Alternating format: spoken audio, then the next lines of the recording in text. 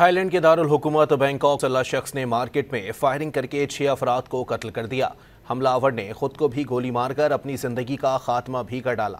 خبر رساں agency writers کے مطابق بندوق بردار شخص نے بینکاک کی اور ٹورکو مارکیٹ میں سرے عام اندھا دھند فائرنگ کرنے کے بعد اپنی جان بھی لے لی۔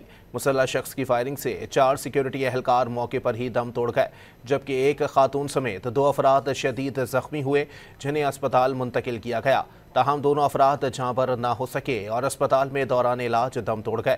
فائرنگ کرنے کے بعد حملہ آور مسلح شخص نے خود کو بھی گولی مار کر خودکشی کر لی اور ٹوکور مارکیٹ بینکاک کے مشہور سیاحتی مرکز چاتوچاک ویک اینڈ کے قریب واقع ہے۔